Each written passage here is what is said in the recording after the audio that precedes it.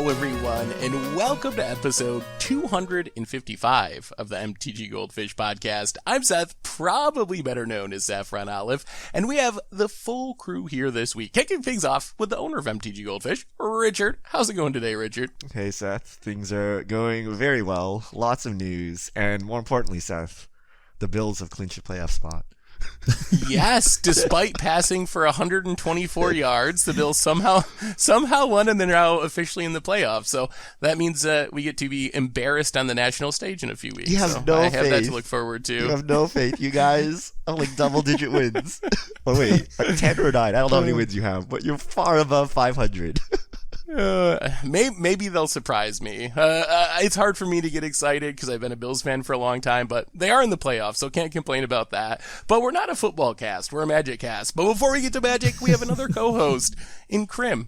What's up today, Krim? Morning, Seth. Morning. My team is not in the playoffs, so so it's just been an all right week. Now there's been a lot going on in the world of Magic, so I'm pretty excited. Yeah, we actually have a lot of topics to talk about today. We have an early start to Theros Beyond Death preview, so we're going to talk about some new Theros cards, the Theros trailer that went up at the Game Awards a few days ago, tons of kind of random arena news, so probably do like an arena lightning mode and hit on a whole bunch of different topics, like 5 different kind of small-ish topics. There's a new Magic game that was also announced, Magic Legends, we'll hit on that, and then, of course, answer some fish mail. So that's the plan for the cast today, but let's start off with probably the most important and most exciting news, which is new Magic cards. Richard, why don't you, well, actually, I guess we should talk about the trailer first before we get to the cards.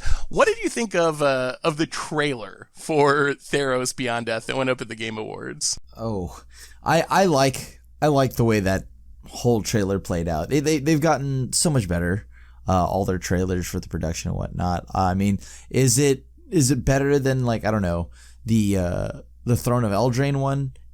I still think the Throne of Eldraine one is still the better one, but like this was still awesome. It was awesome. Yeah, I thought it was all right. I mean, it's not as bad as like the old Magic trailers, but after War of the Spark, which was really good, and then Eldraine that somehow topped that, this one is not as good. But, you know, it's better than, I don't know, what we had from the first round of Theros, like the cutout guys that just moved the arms a little bit. Like, it's better than that style. But there was no like crazy soundtrack that set the mood like the other ones we had. There was no song slowed down turned into like a there was no like 2018 memes and it didn't have the traditional movie experience. It was just like, okay, here's Elspeth dying apparently, and then Spark igniting. I don't know what's going on. I like that part when the little kid or whatever turns around and it's like this spooky nightmare face or whatever, thanks to Ashiok. I thought that was great. Ashiok was crazy. Yeah, I really like that. And then watching like the floor drop out from underneath Elspeth, and she's like, I thought that was just really cool. I think it's funny that you mentioned the soundtrack because they actually hired like a Grammy and Emmy nominated composer to do the soundtrack. So I feel like that was actually supposed to be one of the highlights. But I think after kind of like, I don't know, the more meme-ish and like lighthearted Throne of Eldraine spoiler, this one, I mean, I'm kind of with Richard on this one. It wasn't bad, and it's definitely better than old Magic advertising. But after how awesome Throne of Eldraine was, it's kind of a little, I don't know, meh-ish for me compared to just, I thought Throne of Eldraine was really good, and this one was just kind of like dark, I guess, and I'm really still not exactly sure what's going on, other than Elspeth is there, and there's like zombies or undead people, so I mean, it was fine, I guess. I don't know if it like really greatly increased my hype for Theros Beyond Death or anything, though. All right, enough of the trailer. What about Who cares the cards? about the trailer? Yeah, the cards are the important thing. Richard, the cards. Let's talk about some cards. All right, so we got a bunch of cards. Preview season has started early. So let's start off with kind of the face planeswalkers of the set. See if we have another Oko on our hands. We have Elspeth's Sun's Nemesis, who was leaked months ago. Turns out the leak was correct, right? This is the same card, but we're going to talk about it for the first time here.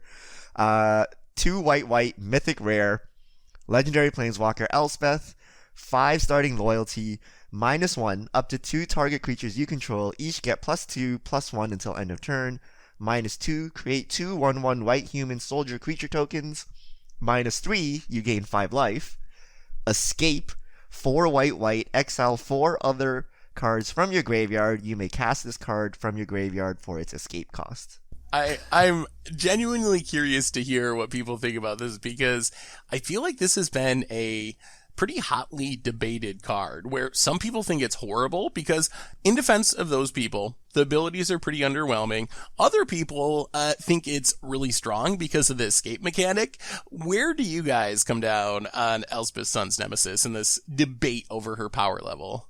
I fall under the because it's an escape mechanic kind of thing. I think it's pretty, like, at the very least, I think it'll be decent. I think it's trash.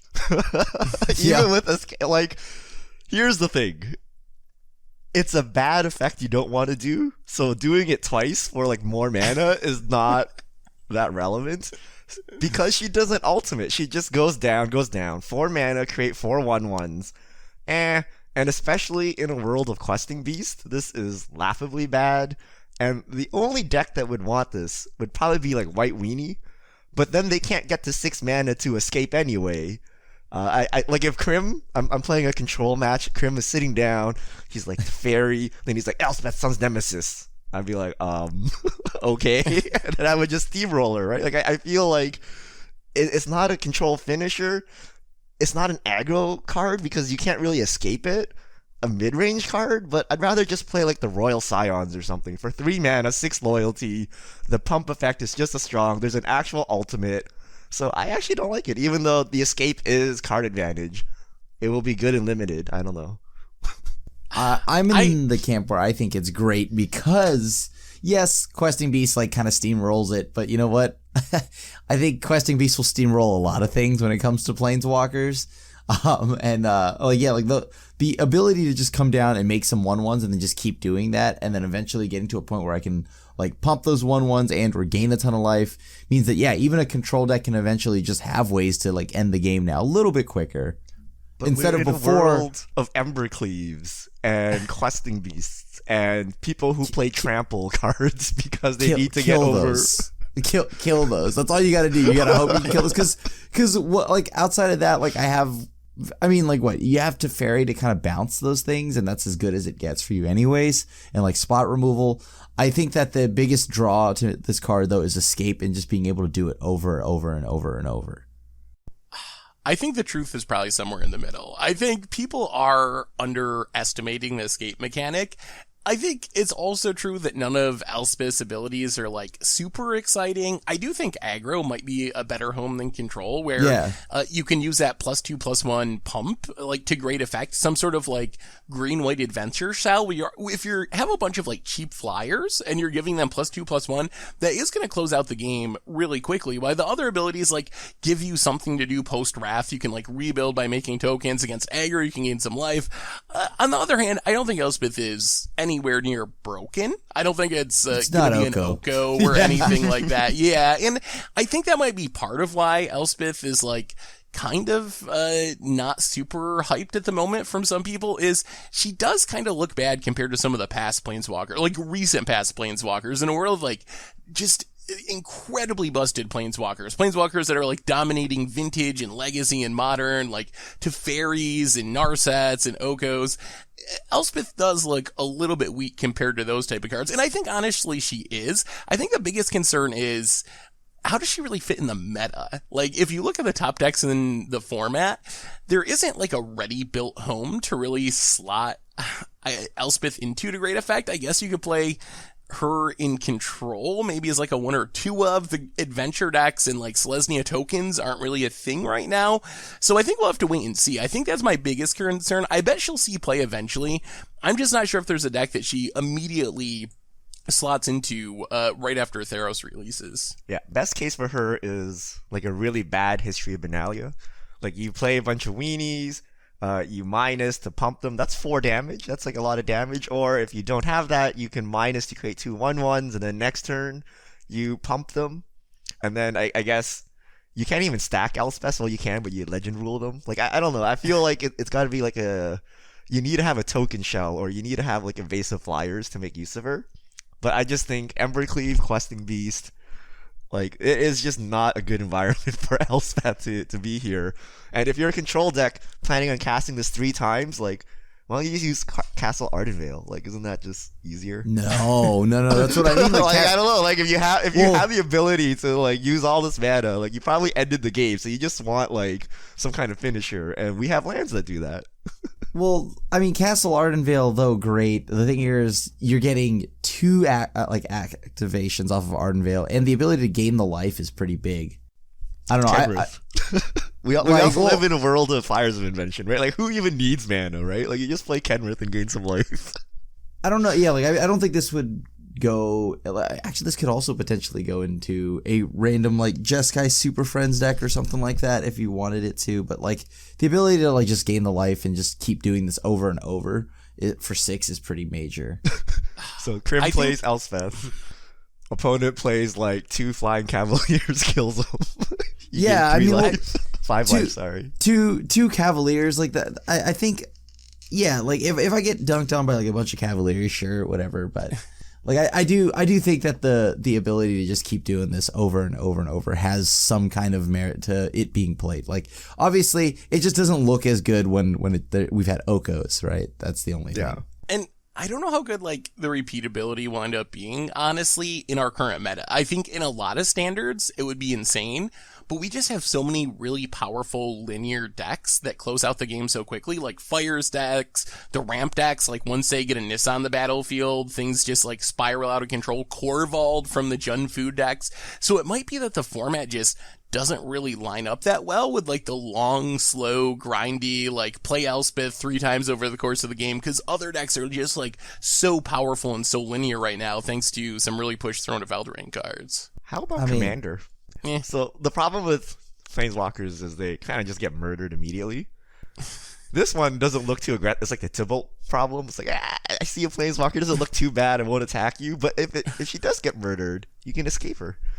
But what do those abilities do in Commander? Like, they don't look great for Standard. I think 2/1/1s and 5 life and a little pumping look even worse in the context of, like, multiplayer Commander.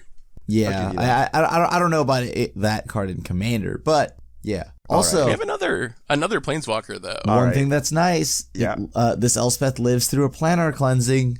Just saying. I mean, it doesn't live, but you have to cast it again. Oh, yeah. Yield 12 mana planar cleansing, keep my Elspeth alive.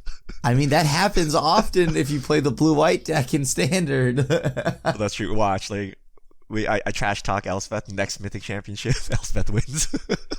Yeah. You're like, how? So much value. All right. Let's move on to Ashiok Nightmare Muse. Is this the right one? Yes, this is the right one. 3 blue and a black, 5 starting loyalty. +1, create a 2/3 blue and black nightmare creature token with whenever this creature attacks or blocks, each opponent exiles the top 2 cards of their library. -3, return target non-land permanent to its owner's hand. Then that player exiles a card from their hand. -7, you may cast up to 3 face-up cards your opponents own from exile without paying their mana cost. Is this Teferi, like a Hero of Dominaria? No. I'm going to say that now, but it for a 5-mana Planeswalker, I think this card is still pretty sweet. I really like the -3 a lot.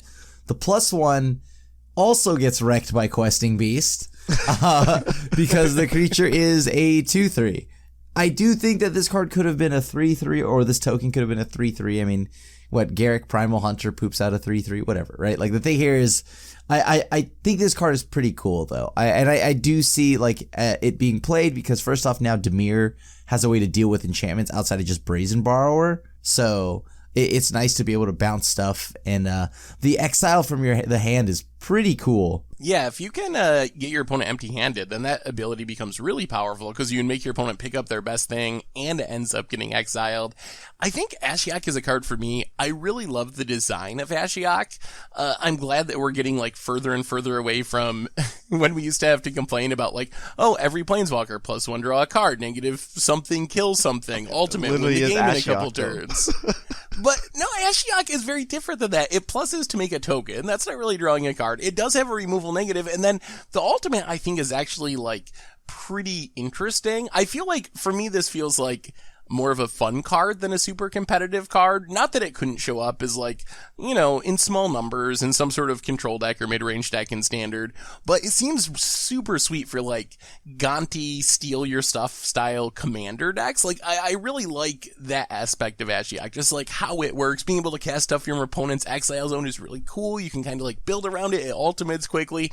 So I think it's like medium power level, but I really like the design. Yeah, I think Ashiok has potential, and I think Ashiok has potential because it follows the cookie cutter template. So 5 CMC plus 1 is card advantage, so not draw a card. This poops out a body. -3 affect the board, which is bounce a creature or bounce a non-permanent, and then -7 you basically win the game.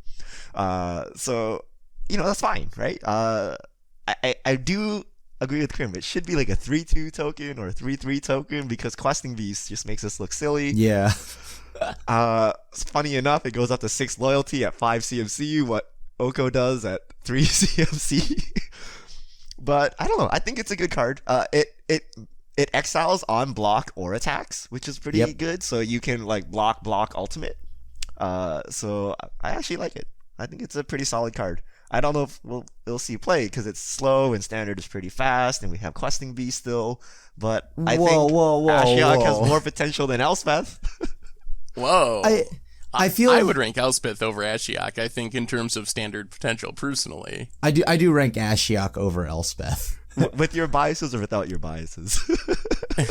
like without my biases. I do think that like that's pretty good. It creates a 2/3 so the 2/3 doesn't die to stomp, stuff like that. And it is pretty major, the ability to bounce any permanent, because a lot of the times like, oh well, if I play a blue-black deck, I do need to add white because, you know, I want to be able to, like, deal with enchantments a little more efficiently. But now I have something at least, so I don't get blown up by experimental frenzies and stuff like that. But yeah, like, I think, like Richard mentioned, this card just exiling on blocks and attacks and just can create a 2/3 every turn does kind of just add to its value when it does ult. It ults very quickly. And, yeah, pretty sweet card. Yeah, you can cast other face-up cards, too. It doesn't have to be with the creature. So if you somehow, what's like Vraska's Contempt, something like that, you can actually cast. Or you can like actually play a deck more built around that. We have like the other Ashiok, which mills and exiles. Ashiok Tribal. You can play like an Ashiok Tribal, or like Leyline of the Void is actually a decent answer to like the Cat Oven style deck, so it shows up in some sideboards anyway, and this all of a sudden just like takes advantage of all the cards you're exiling. You get your choice of anything that goes to the graveyard for the whole game. So I don't think you have to like go super deep to build around it to like make that ability very powerful if you can actually get to 7 loyalty. Just use Kaya. Which isn't that hard. Esper. Yeah, you can. I guess you could try that. This also, I think I like the fact that this Ashiok can actually be a little more aggressive in a weird way than the other Ashioks. The other ones kind of didn't really do anything to like lower your health total. They're just, people are just like, okay, cool, you're exiling my library or something like that. I'm just gonna ignore Ashiok and just keep hitting you. But now in a control matchup where if this resolves, it creates a 2/3. They can also do something. So I kind of like that. Yeah. All right.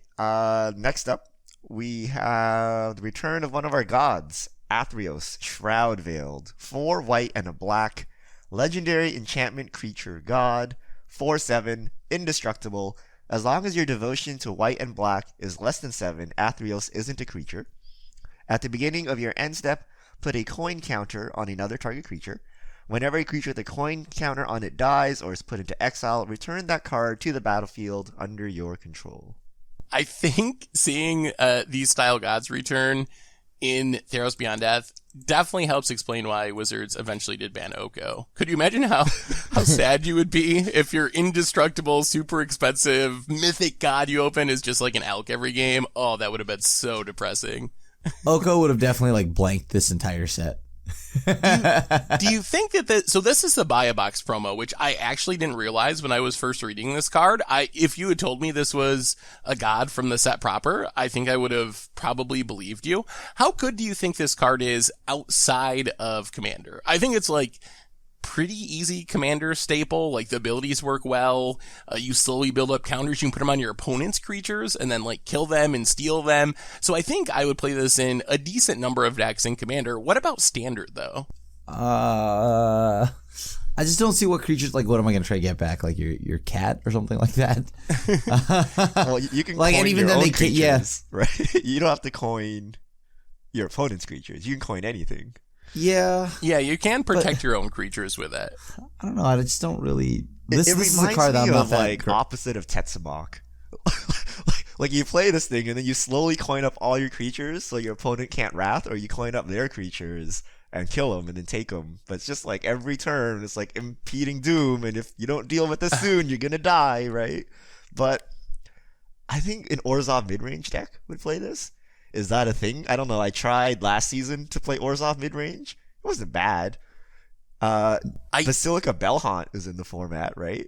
That's four devotion to this card alone, right? Seraph is also in the format, so you do get that. And I think the Cavaliers are really good with this. Like, those are some, not only do they add 3 mana, but those are some sweet creatures to put a counter on, because you get, some of them have sacrifice abilities, like the black one, and then you get value when they die and when they enter the battlefield. So, like, if you put a counter on your, like, Cavalier of Night, and then it dies, you get to reanimate something, and you get back Cavalier of Night, which then gets to kill something of your opponents, and then you put another coin counter on it. So maybe some sort of like Orzhov mid-rangey deck could use Athreos as a top end and have it be pretty powerful. And you get the cute interaction of Cavalier of Dawn. If you need a board, you can target Athreos. Yeah, and if it somehow dies, you can get back Athreos like from your graveyard. Well, yeah.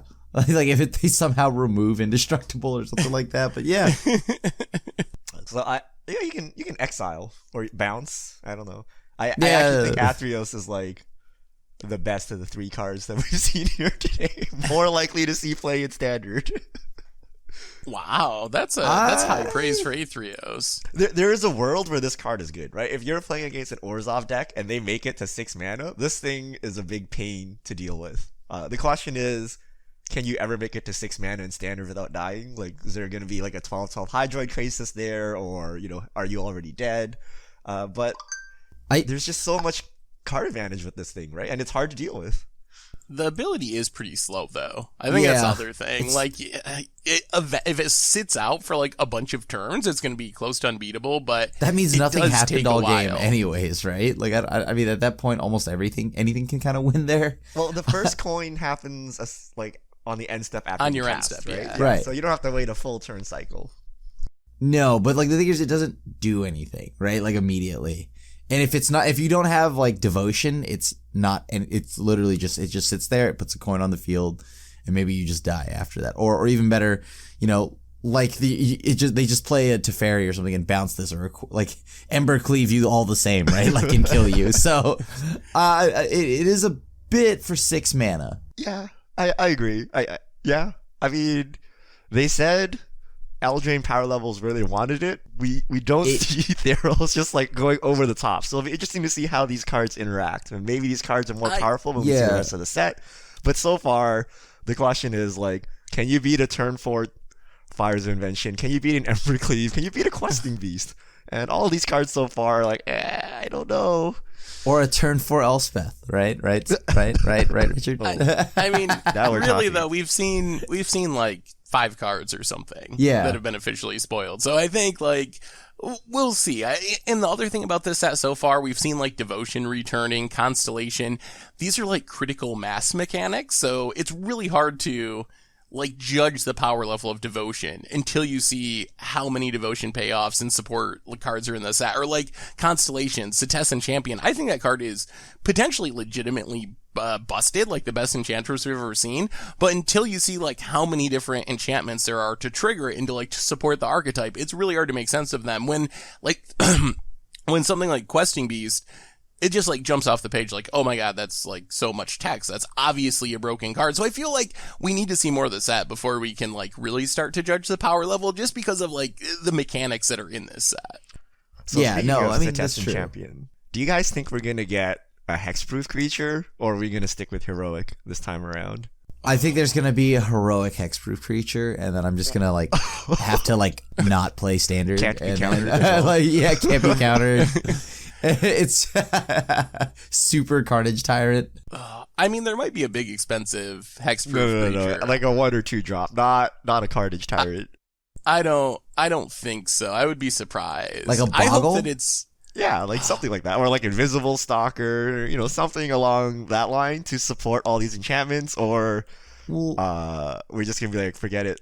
Since your guys can be cast as enchantments or creatures, it's okay if you get 2 for 1 on the way down.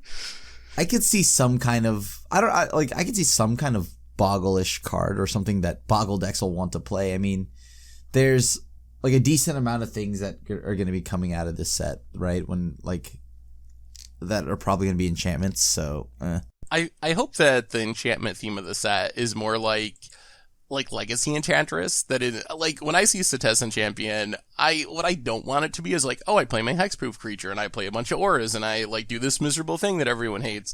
I think it would be more fun if it was more of like the go wide, draw a bunch of cards, like you kind of see with Legacy Enchantress. So my hope is that's the direction enchantments go, more so than like the heroic load up one creature with all the auras you can and just like try to jank people out plan.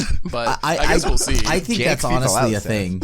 Yeah, like I think I don't even think that'll be jank. I think that'll be pushed. Because if we've seen anything these last couple of sets, there's just the archetypes that are pushed, cards that are pushed, and when you see something like the champion get revealed, it's just like, well, they're probably going to make it a thing. It's going to be a thing. So in case listeners are asking why, so Setessan Champion is a 3-mana 1/3, and then whenever an enchantment enters the battlefield you control, put a +1/+1 counter on champion and draw a card. And then there's also the blue-white Staggering Insight. When enchant creature, it gets +1/+1, has lifelink, and whenever it deals combat damage to a player, draw a card. So there are like some pretty good enchantments that are going on. Obsession super back. curious Hooray. Obsession. Hooray! It has Yes, I'm lifelink, so though, glad we so- get to do that again. That's like makes it even more miserable because you can't race them now.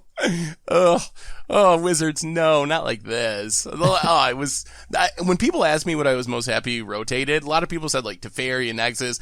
I picked Curious Obsession. Boy, did I hate that card. So I'm a little sad that we're gonna deal with it again. Yeah, except now this Curious Possession is going to be attached to better creatures, does more things, and it's great. Yeah. I have to say though, since we wandered into Setessan Champion, I think this card is I think it is the best Enchantress we've seen, because not only does it give you the engine that we've seen on traditional Enchantresses, but it ends up the biggest creature on the battlefield, which normally, like, the cost of playing Enchantresses is you play really, like, lacking in power creatures so they can be an engine and draw you cards. This one totally, like, gets around that issue, and at Pioneer, you can play this and then play Eidolon of Blossoms the next turn and just, like, draw all the cards, which is what I'm mostly excited about is that curve. So I really want to play this card, and I hope it doesn't become a miserable Boggles card that I hate a few months from now, because right now I'm hyped for it. So I've been playing both Boggles and Heroic in Pioneer. So I'm like very well versed in like all of these cards. And Setessan Champion is okay. It's a bit slow at 3 mana. So Seth is imagining a game where, he goes super wide, draws all these cards. But normally if you're playing like a Boggles-ish deck, like, it doesn't matter that your Enchantress, like SRAM, is a 2/2 because you're loading up with enchantments anyway, right? So the body is not particularly relevant, but this is like another option to get an Enchantress-style card. So it is a bit slow, but it is card advantage, right? And if you untap with this thing alive, you're probably going to win the game. So I do like it, and I do think we're going to load up. We will make Boggles or bad Boggles in Standard, either one, right? Like, you'll try to load up your heroic creature and hope it doesn't die, or they'll actually give us like a real Boggle, and then we will have the funnest time in Standard with like non-interactability. I cannot imagine how miserable I'd be if like I tried to kill this and they Veil of Summered. So thankfully Veil of Summer is gone. So like We need no ban list standard. This is where we're at. We need to go no ban list standard to have all the fun in standard now. Please no. All right. We have spent a long time talking about exactly 3 Theros cards, like half the cast, and we have like 5 arena topics and a new Magic game that we wanted to get lightning to. So round. I think we got to go lightning round. We got to move on from Theros, but don't worry, there will be tons of more Theros previews we'll be talking about over the next few weeks. We got the schedule. There's like, I think 1 a week during Christmas week, so next week, and then we start off full spoiler season actually before the first of the year, the Monday after that, after Christmas. So that is all coming soon, but let's talk about some arena stuff. So arena lightning round, we have, I think, 5 different topics we want to touch on. First off, number 1, they announced some changes to Historic in the way they're handling the ban list, which is suspension, something we have never really seen before. Basically, if a card's suspended, it goes on a temporary ban list for a season, I believe, and then they will decide whether it gets permanently banned or comes back off the suspension list and re-enters the format. Thoughts on Historic suspensions in this new way of doing bannings? Well, in the first injured round, reserve or injuring reserve because these cards are broken. you can pull the old Patriots and put Tom Brady on it. Yeah, Oh, no, that's take the them off injured it. watch list. That's not injured reserve. Yeah. That's like the injury report. But Yeah, Once yeah, Upon a yeah. Time, Field of the Dead, Veil of Summer, Oko, Thief of Crowns. Thanks. So all the standard all-stars now also banned in Historic. Or suspended, sorry. Yeah, suspended. I think it's bad. I think they should just call it banned and then unban it later. Like, I don't know what the suspension even means. Is it coming back? Like, It's not as harsh. but it effectively is. Like, I don't know. No. You can't play with these It cards. doesn't sound as bad. It's still the same thing as a banning, I think. I mean, Why not like I just don't know ban and when then these would ever unban? come off the ban list, right? Like, or I hope these never come off the ban list.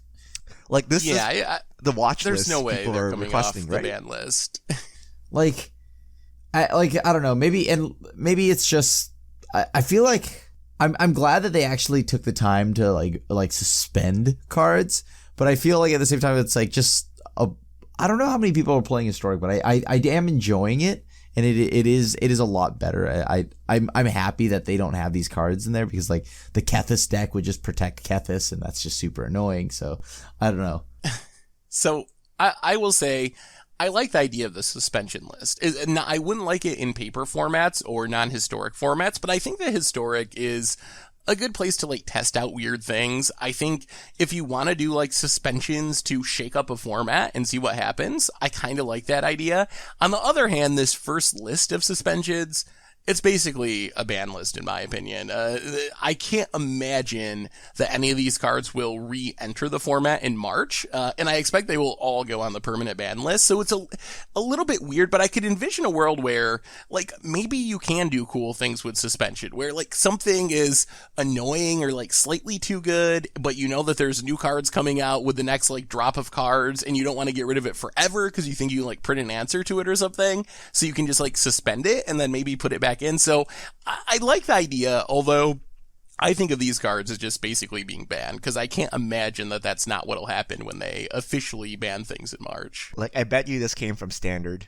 When they banned Field of the Dead and Oko took over, like, oh boy, we shouldn't have banned Field of the Dead, but it's too late now. What if we just brought it back, right? And I think that's the intent of suspension. But I don't know. Effectively, they're bannings, and if they come back, they come back. They also did say that you don't get wild cards again. Like, you get the difference. So you basically can maximum just get 4 of a wild card, and then if you got some before, you just get the difference of them. It's convoluted, but you do get some reimbursement. But you don't get free wild cards every time a card is banned in a format, like Standard and then Historic and then Brawl or whatever. All right, topic number 2, arena related. We got a new Brawl event with a new form of monetization. Basically, Brawl had only been once a week on Magic Arena. Well, for a month, I think it's like December 14th through January 16th, you can pay 10,000 gold, 2,000 gems, and you get access to a Brawl queue as much as you want. Play it all the time. You also get a Reese the Redeemed, I think it is, the 1-mana like Selesnya commander. What do you think of this Brawl event and this form of monetization that we haven't seen before? I still don't really understand why, like, it's an event that you have to pay to play and enter and whatnot. I think that it should just already be on Arena. Like, I don't know why we're paying more for it. It's basically almost a subscription fee, right? Like there is no event because there's no prizes, right? But you're basically paying to have access to a brawl queue because you just play unlimited, no matter how many wins or losses you get. And they're basically trying to drain gold from the economy for Theros so that you, when Theros release, you don't hoard gold and just buy all the packs and spend no money, that you have to spend more money. I think it's incredibly greedy. Like, we've paid for the cards. Now we have to pay for Brawl, and then before they're like, oh, but we can't have a Brawl queue, there's not enough players, blah, blah, blah, and then here they go, they put it out, and then they charge us for it. So, I don't know. It's a bit disingenuous. It feels very money grabby, and I don't know why it's just not free. So, I agree. I think that it's pretty jarring because traditionally in Magic for the past 25 years, you buy the cards and then you play for free. Or if you are paying to play, you're paying for a tournament where your money's going into the prize pool, essentially, which kind of justifies it. So it is pretty jarring. My guess is this is a test with Wizards talking about, like, bringing Pioneer to the client eventually to see if this is a possible, like, monetization avenue. Based on the response, I'm guessing that it's probably not going to continue in the future, but who knows? Maybe tons of people complain and then pay for it and play anyway. We have been known to do that as Magic players. I did that. Question for you, though. Question. This is something I've been pondering. What is different between this and Command Zones at Magic Fest? You're paying for a space. There's rent to be... so it costs the GP, it costs Magic Fest more essentially to, because I mean, you got to pay for servers or whatever to keep, I know it's a like tiny amount, but there is some cost that Wizards is paying to let you play Brawl on their client. Right, which is offset by the fact that I had to buy my deck somehow, right? Like I spent all this money to construct my deck. And then, yeah, I mean, you can charge. Like, there's no reason why they can't charge a monthly subscription fee like a MMO. Right? Like, you could, because they do have costs. But at the same time, like, we play all these other game modes for free. I've spent a ton of money on this deck. This game is already way more expensive than any other game. Why are we getting fleeced for 10,000 gold for, like, nothing, right? Like, I don't know. Like, there's always reasons why they can charge, right? They're a business. They can do whatever they want. I just feel it's not comparable to, like, say, the Command Zone, where the money is not going to Wizards, it's going to Channel Fireball, who has to actually rent the space, have to pay for staff and things like that. This one is like, we'll just charge 10,000 gold for no reason. Also, you get to partake in the gathering part of Magic at Command Zone, and actually, I don't know, it's a cool, like, social interactive, like, kind of experience. You kind of pay for that, too. That makes sense. And that was more just me, like, something I've been pondering over, because it seems like on its face a little bit similar. You pay X dollars to play whatever format for Y period of time. But I was curious what your opinions were. Anyway, we got to keep moving. Worlds this year is coming to Magic Arena. Traditionally has been a paper tournament. First time ever going to be in digital. What do you think about Worlds moving to Magic Arena? I feel like I have to, like, say this, and like it's a really unpopular opinion apparently, but I like it going to digital. Makes the viewer experience a lot better. I mean, I don't know, maybe I'm slowly sliding backwards and being more of a casual player while Richard's double mythicking everything, but like I'm yeah. Next will be casting Galtas. Yep. I don't know. I think it's cool. Like I like, for somebody that just wants to kick back and watch like in a tournament, especially something as big as Worlds. I think I definitely want to see it on Wizards' new shiny toy, right? I want to see it on Arena. I want to see all the lights and all of this stuff. So, and you can design special stages from the, like, you know, the team's perspective to like put on Arena just for Worlds. That'll make it real cool. I don't know. I like that. You could do a lot with it. You could also make it so people can like more people will watch it, because if you tune in, you may get a code or something like that. Yeah, I like the concept. I think that's the future. Like Magic, paper Magic dying, blah blah blah. Like that's not the argument that really concerns me. What concerns me more is competitive integrity. So two things that's missing, right? So Arena, obviously, it's a much better viewing experience. They get much better numbers with the botting and just more accessibility, and people can, read the cards and things like that. However, they cannot restart games. So if your game crashes for whatever reason, right, and it's $1 million prize pool, like, you're out of luck, which is kind of unacceptable for a tournament of Imagine the stakes. that. It will happen, right? It will definitely. You're like, oh yes, I have won. I've clinched a tournament, and then your game crashes. You restart, you mull to 5, and you lose, right? I cannot imagine that. In $1 million tournament, sitting there sweating, like, even though I'm about to win, am I about to win? Like, yeah. And then the second thing is Worlds is a multi-format experience. Usually we play different formats, but currently Arena only supports standard. So we joked last week that they're going to play historic, and they might. I don't know, right? Like, they might, because they got nothing. They only have standard right now, right? You have limited against bots, Omniscience Draft, Brawl, but the competitors have to pay 10,000 gold. The Oko Brawl, where all your creatures are elks. Oh yeah, or Momir. That do sounds Momir. like the pinnacle of Magic. Oko Momir. Oh yeah, dude. Can you imagine that? Not like losing out on $1 million because of Momir?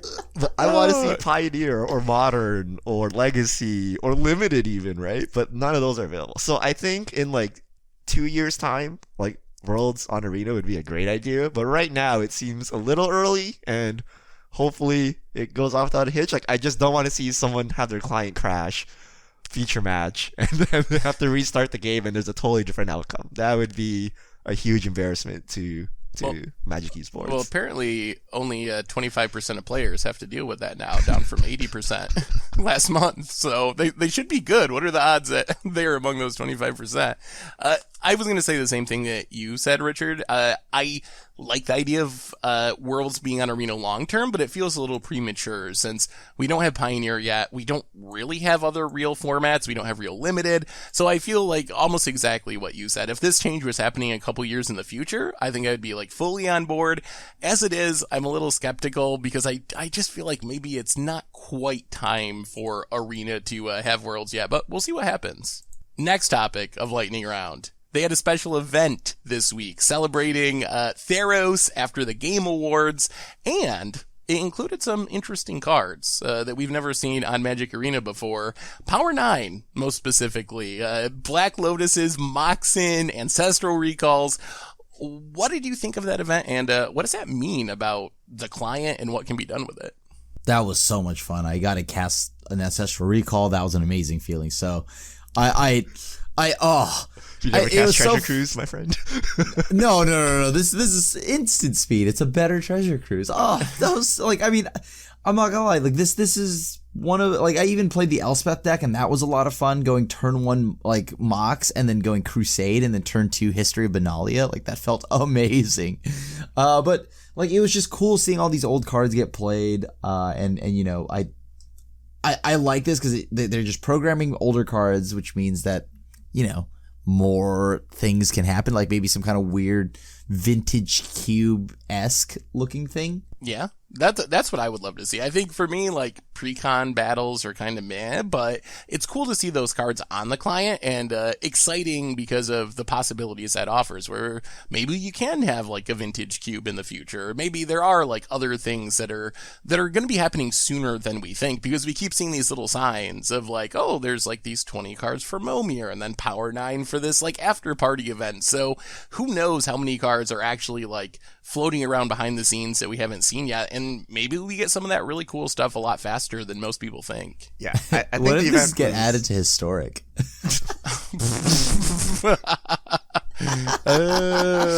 Sure. I mean, I'm not gonna lie to you. That's what I first thought when I first saw that Black Lotus was on Magic Arena. I'm like, the heck? Did they just add it to historic? Like, what's going on, right? But the event was pretty cool because you got to preview Theros cards. Like, I don't know, you guys cast Elspeth? She feels super powerful to you guys, right? Like, got that to go. Yep. Got to most players cast their first Black Lotus ever, right? Like I cast Black Lotus, I'm like, oh, I see. I don't know how vintage players deal with this. Like when I have the Black Lotus, my opponent has nothing. It's not too bad here because all I do is like Cavalier for nothing, and it's like it's not too bad. But imagine if you played real cards with that 5 mana or 4 mana you had, right? So yeah, I gotta play Lotus, Moxen, Soul Ring. I didn't play Recall. In fact, I never even cast any of the Planeswalkers. Like I never drew them. But yeah, I thought it was a pretty cool experience. Last arena topic. We got some more tournament news, Krim. Who announced a tournament series coming up in 2020, and what's the deal with that? So I'm pretty excited about this for anybody that's like followed like Hearthstone and whatnot, and just like the H word. Like DreamHack has now announced they're doing an arena circuit. And for those that have been looking for more digital competitive play out of arena, well, now we have like DreamHack, which is a big like tournament organizer. I think they're a company that they're just big in esports. So more esports events for Magic. So I think the first one coming up, I think is like Anaheim, and I'm really excited to play that one. Or no, it's Atlanta and then Anaheim. So just another big circuit for arena, and this is exactly what I've been wanting to see. I was like waiting to see when DreamHack would pick something up for arena. Yeah. I think more tournaments are definitely a good thing for sure. I mean, we're seeing the investment in arena kind of pay off, right? We have like Fandom, we have Twitch Rivals, we have DreamHack now. So basically, people who are not Wizards and SCG are picking up Magic tournaments. Yeah. And I mean, like all I have to, I mean, I can only hope though that by then, when you go to these big events, hopefully your like game doesn't crash, and that's about it, right? Like that, because that would feel like once again also pretty bad. But yeah, just excited to see them pick up the tournament series. Finally, before Fish Mail, we actually have a whole new Magic related game that was announced this week. Magic Legends. I'm gonna let you guys handle this one because I don't even know what this is. What this is like anime level of obliviousness for me. I just have no idea what's going on. Anime levels. Whoa, so dude. what is no, my ignorance is similar to my ignorance for anime. What is this game? What is it about? Who is it for? Fill me in, because I'm genuinely curious about Magic Legends. Magic MMO. For those that love MMOs and stuff like that, this is going to be something that is going to appeal to you.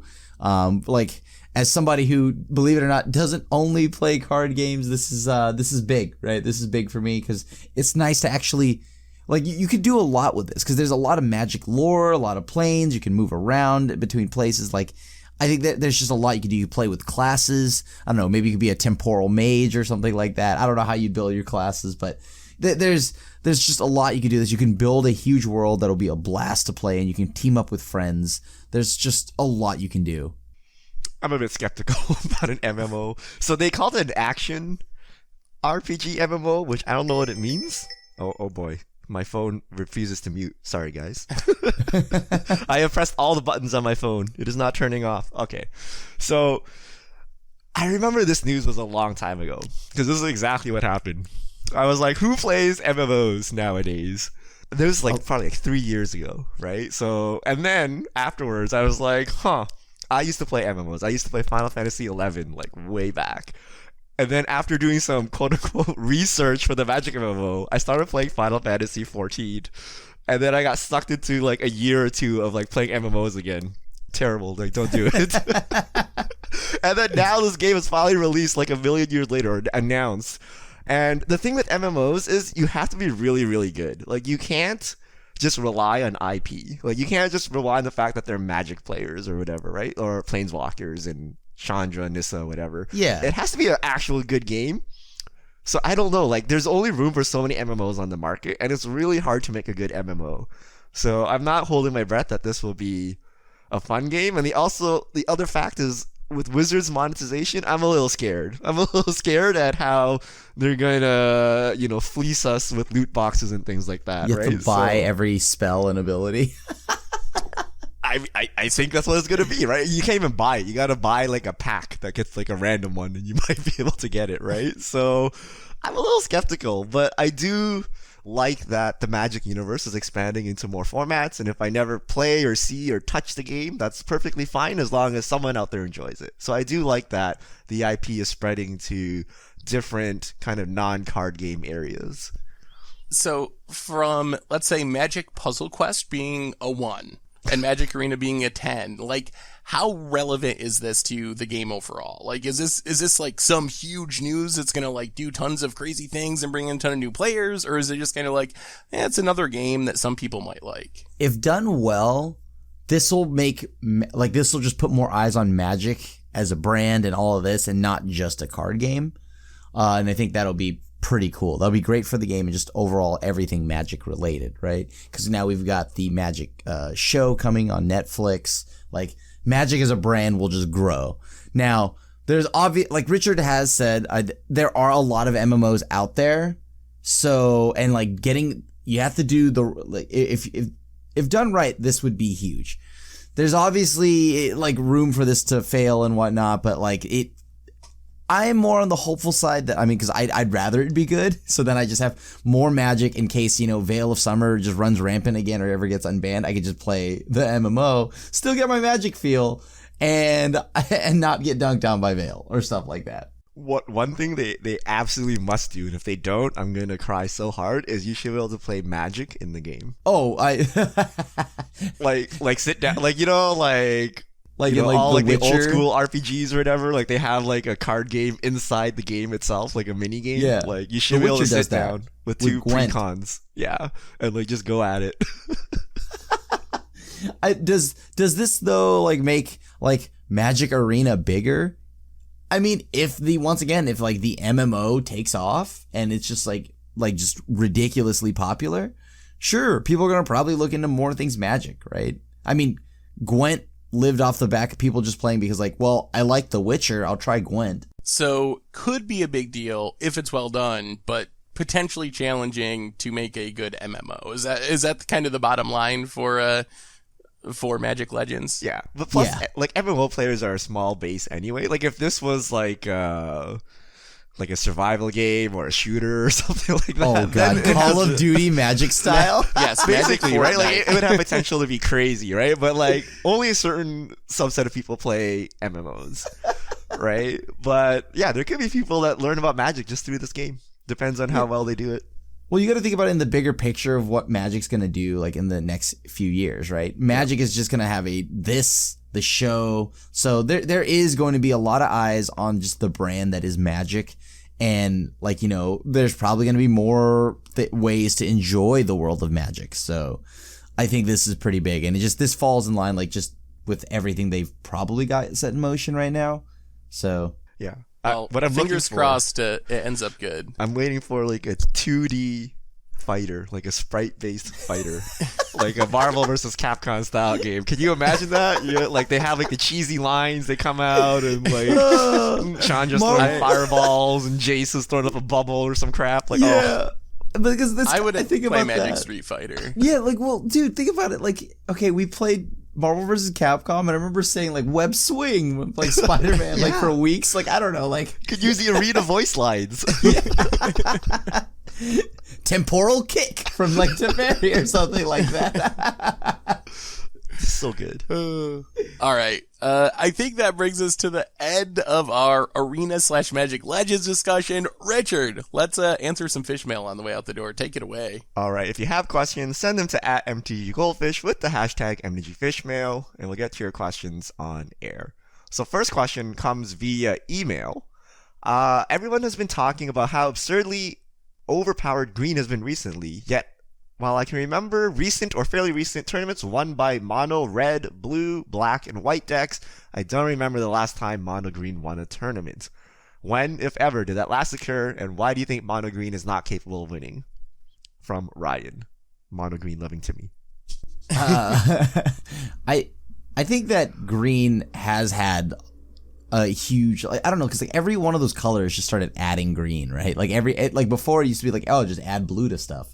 And then it'll just do fine, right? But now it's like add green because it breaks the color pie. It does everything that you want to do. It has counter spells. It has draw effects. It has the best creatures. Like, I mean, like why hasn't mono green on its own one though? That is like, because all the stuff that's in mono green is just big stompy stuff. And usually I like, so if I'm riding all in on something like a Gulta, I don't know if that's good enough, as weird as that sounds on its own. I feel like, yeah, we haven't seen too many mono green decks, I guess, win tournaments, but we've seen a lot of, like, base green decks do really well for a long period of time through, like, the Oko decks in Standard. We have right now the top 2 decks in Pioneer are, like, Simic Ramp and Blue-Green Stompy, which are essentially very close to mono green decks that are, like, splashing Oko and maybe, like, counter spells or something. So, I don't know, I consider those... Right? There is mono green as well, although like I think the most successful decks are like the ones that are like splashing because it's almost free to like splash a couple of blue cards. So I feel like even though mono green hasn't dominated the tournament scene, green as a color has been the top color in Standard and in Pioneer, going back for like a while now. Like at least for like the last 6 months, it really could argue back to like Tireless Tracker, Courser of Krufix days in Standard. It has probably been the number 1 color over an extended period of time. I think maybe whenever Mardu Vehicles was the last time maybe green wasn't the best color. Yeah, that sounds about right to me. Yeah. I think green hasn't had any mechanics that are overpowered. So typically the other monocolor decks usually use some kind of mechanic to their advantage, except for red and white, which are just aggro colors. So green just has good creatures and good everything else, and usually you pair that with another color because just good creatures alone doesn't get it done. You need something, and usually in Standard it's free to add a second color. Very rarely do we not have that, but you know, you can play mono green Great Henge or something, or there was a time where you could Steel Leaf into Galta and like be mono green. Next question. Captain Woodrow, I just got my Secret Lair bundle and cashed in my Arena promo. Should I sell the Moto promo code or redeem it and sit on it? Do I open boxes for the stained glass walkers or leave them 100% sealed? I'm too... I couldn't... I mean, the restraint you were practicing by just not opening the Secret Lair box to see what stained glass planeswalkers you have is great. Because, I mean, I cannot... I would want to open those. I want to see what stained glass planeswalkers I have. If you don't care for the Moto stuff, you can just get rid of it. But, like, I mean, I like avatars. I like, you know... As you all have probably already know, I love my cosmetics in-game, so I'm always all for it. I don't know how much you can sell the Moto code for. I think the cards, like if you added them up, might be worth like 8-ish ticks on Magic Online. So that's not like super high value, and I don't expect them to like increase drastically in the near future since there's going to be a ton of supply.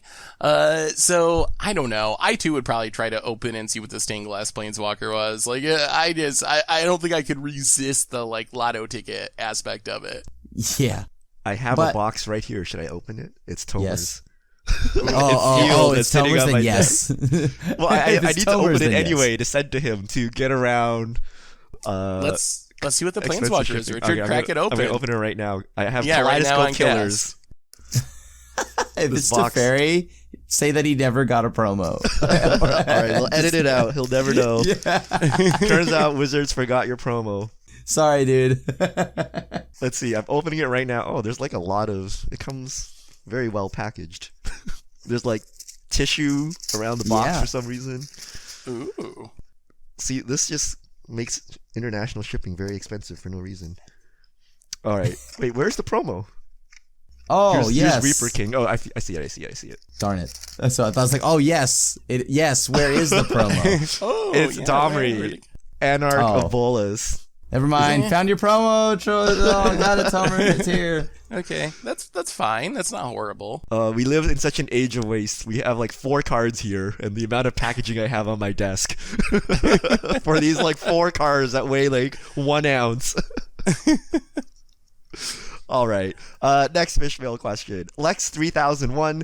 Am I the only MTGA player that uses the good game emote if the game is good, not to signal it's about to be over, but that it's fun or competitive? Yes. I think you might be. Mostly people use it to troll me when they think they're about to win. That's been my experience. I hit good game at all points. So of the match, like I hit it at the beginning of the match, in the middle of the match. So I would say you aren't the only person. I do know that there's a very small group of people that still do that, but usually it's not So here's the problem, right? If you good game before the game ends, it's considered BM, right? However, there is no opportunity after the game ends. Like when the game ends, you just go to the victory screen and that's it. So some people try to like sneak in the good game, and then if you're too slow, you can't good game them back before the victory screen or defeat screen comes up. So you're like, oh no, I just BM'd them. It's just a mess. They should just have a post game lobby where you can just emote each other. That's optional, right? You can quit and you just be like, good game. Otherwise, you gotta like send the lethal attack and do the good game and hope they don't take it as the offensive GG. You'll like, oh, and by the way, if anyone's listening on the team, please remove the mute emotes option. No, please don't. Please remove that option. All right, 11 Vicious. During Cubesmas, have you thought about streaming Vintage Cube on Magic Online? Yes, we will stream Vintage Cube because I love Vintage Cube. I played it a few drafts over the weekend when I had time, and yes, we will definitely do a Vintage Cube stream. We don't do it that often because limited streams are never very popular, and I feel like people don't like them, but we definitely will do at least one Vintage Cube. Last question. Benjamin with a T. Based on the reception power level of Modern Horizons, do you foresee a Pioneer Horizons type of set in the future? Yes. Horizons? So they or not or Masters. Well, so I'm guessing Horizons is they insert cards directly into format. Masters is a reprint set for whatever. I think a Masters, sorry. Not a Horizons. I think the life of Pioneer will be very similar to the life of Modern, where we won't have anything for a couple years, then we'll have Master sets, then we'll have Horizon sets, then we will have a post-Horizon format, like 8 or 10 years from now, after we have the Horizon set, and then we repeat it again from the beginning. All right. That's all the questions we have this week. Thank you to everyone who sent them in. If you have questions, you can send them to @MTGGoldfish with the hashtag MTGFishmail, and we'll get to your questions on air. And on that note, I think it brings us to the end of episode 255 of the MTG Goldfish podcast. So, Richard Grimm, thanks for hanging out. Thanks everyone for listening. We will be back next week to talk about whatever happens in the world of Magic. So, until then, this is the crew signing out.